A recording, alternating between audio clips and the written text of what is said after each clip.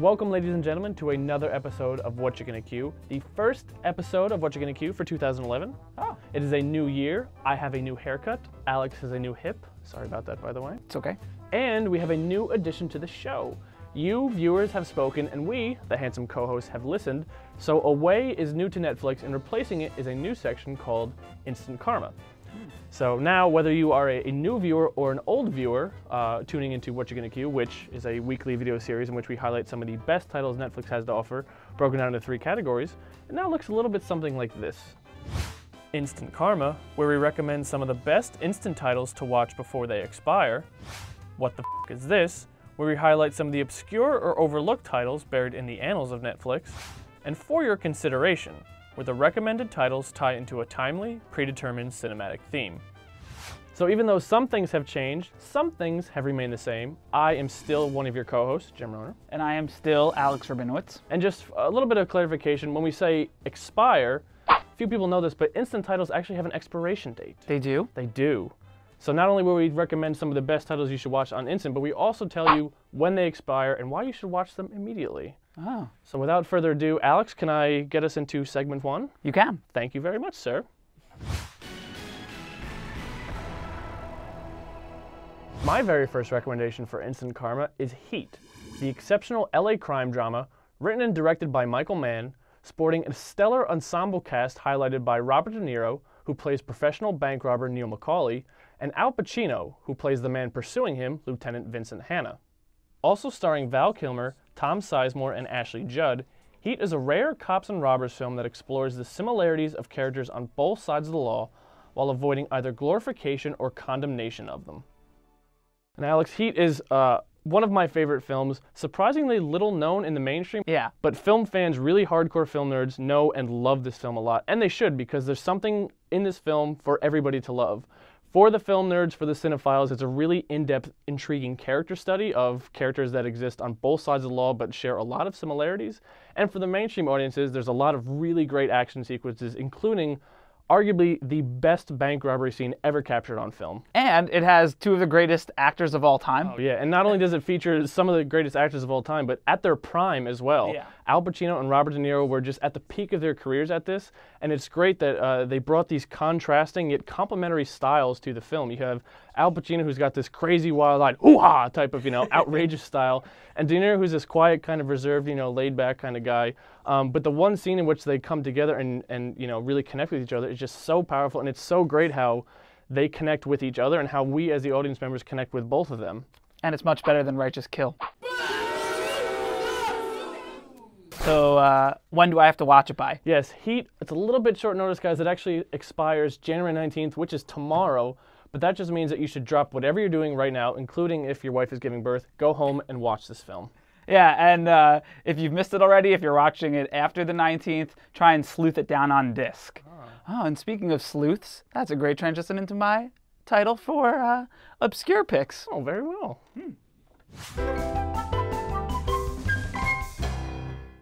3 young men uncover the case of a lifetime in Mystery Team, a wacky laugher from sketch troupe Derrick Comedy.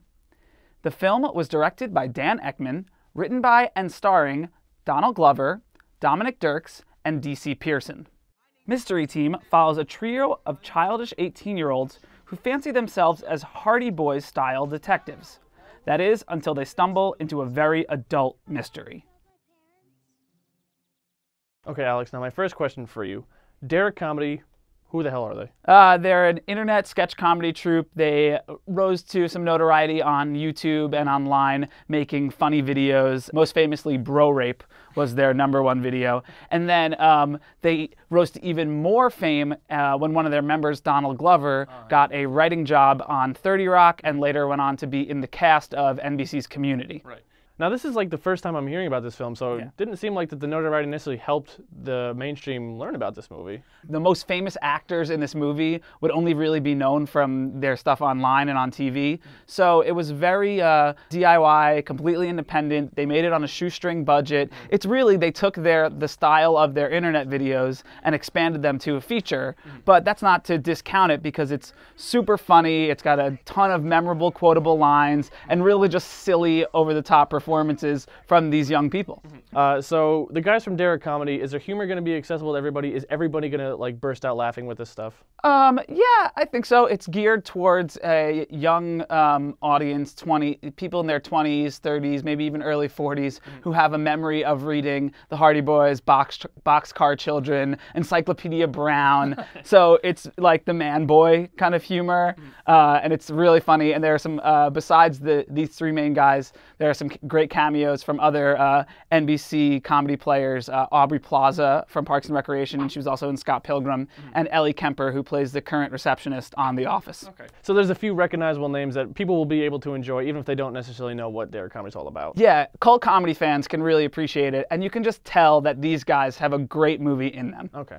Well, and while we're on the topic of recognizable names, why don't we get into For Your Consideration, because we're going to be talking about even more recognizable names.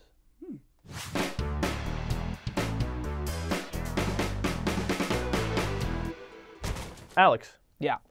Give me your thoughts on Philip Seymour Hoffman. I like him. I like him a lot too, with titles ranging from The 25th Hour to Magnolia to Before the Devil Knows You're Dead to Alex's favorite, Twister. Not my favorite. I think it's safe to say that the H-Bomb, as I like to affectionately call him when I'm pretending that we're best friends, is one of the finest actors of his generation. This past year, he actually added the title of director to his resume with Jack Goes Boating. Okay. Jack Goes Boating comes out today on DVD, and in honor of Philip Seymour Hoffman and his sweet beard, we have decided to dedicate For Your Consideration to actors turned director. Yay! Danny DeVito is the actor turned director I'm choosing to highlight in this, his feature film directorial debut, Throw Mama from the Train. DeVito stars as Owen, a put-upon mama's boy, alongside Billy Crystal, who plays his professor and bitter novelist Larry, and Anne Ramsey, who plays his elderly curmudgeon mother. Hijinks ensue when Owen, misinterpreting Larry's advice for writing a murder mystery, kills Larry's thieving ex-wife in hopes that Larry will return the favor and get rid of his mother. And Alex, Throw Mama from the Train is not only one of my favorite comedies, but truly one of my favorite movies from the 80s. There's nothing that is overly spectacular about it, but every single piece of the film just works. The script is short but tight and efficient. The comedic directing is really great. There's a lot of good editing. And the performances by the three leads, especially Danny DeVito, Billy Crystal, and Anne Ramsey, are just hilarious. Yeah, and there's some underlying cleverness that really makes it even better. Yeah, I really appreciate Throw Mama from the Train because it, like my favorite movie, Groundhog Day, is kind of deceptively clever. Because there's so much going on a superficial surface level that you're so entertained you don't really realize how clever the script actually is, because Throw Mama from the Train is, in a lot of ways, kind of a comedic twist on Alfred Hitchcock's Strangers on a Train, which is actually a thread that runs through the film because Owen, who is this really kind of pathetic, but endearingly so, writing student, tries to get advice from Larry on how to write a good murder mystery. So Larry's advice, go see Strangers on a Train, kind of convinces Owen, oh, he wants me to get rid of his wife, whom he openly hates and loathes in public. Right. So. Yeah. And what is it about these performances that just, work? I don't know. What do you think that is? Yeah, because no one's going to see this resume and think Pacino and De Niro. Right. But they're all good in their own eccentric ways. They all come together to just form such a great comedy trilogy, especially DeVito and Billy Crystal. They have quite a rapport and warmth that you really get and you really feel it off the screen. And then and Anne Ramsey had an Academy Award for this. Yeah, it's really surprising that yes, comedy actors at one point did get Academy recognition. So in 1988, Anne Ramsey got nominated for Best Supporting Actress. She didn't win, but she will live forever in our hearts. True. At least my heart. Mine too. Yeah. And speaking of comedy actors getting nods, that reminds me of my film. Alex, you were 2 for 2 on the transitions today. I'm proud of you. Thank you. The jungle can be a dangerous and hilarious place in Tropic Thunder. Written and directed by Ben Stiller, starring Robert Downey Jr., Jack Black, Tom Cruise, and many more. A group of actors shooting a big-budget war movie become stranded in the jungle, forced to put aside their egos in order to make it out alive.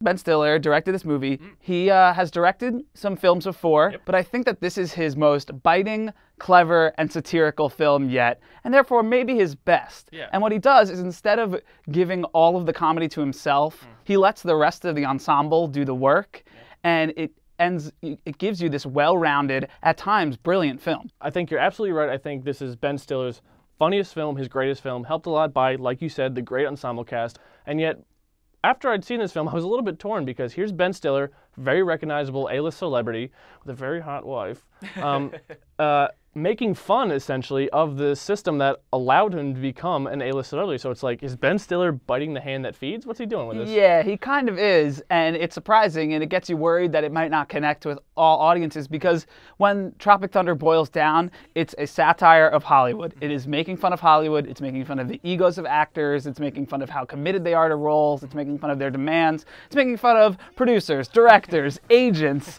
all of them.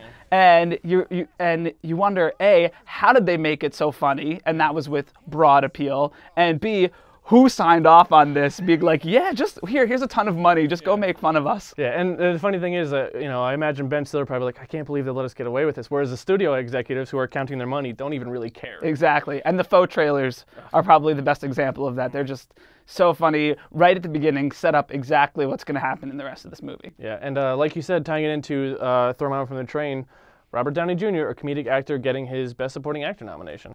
Unfortunately, it was in 2008, and he was going up against Heath Ledger, so he probably didn't have a chance of winning, but it was still a feat for, a guy coming from a comedy role to notch that.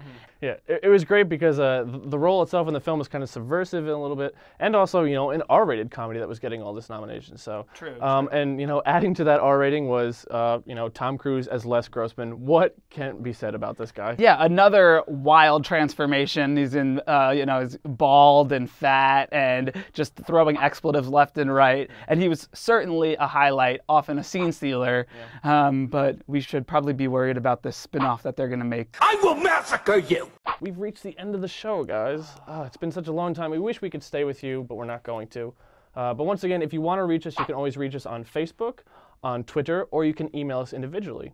But until next time, guys, always remember, nobody puts baby in a corner.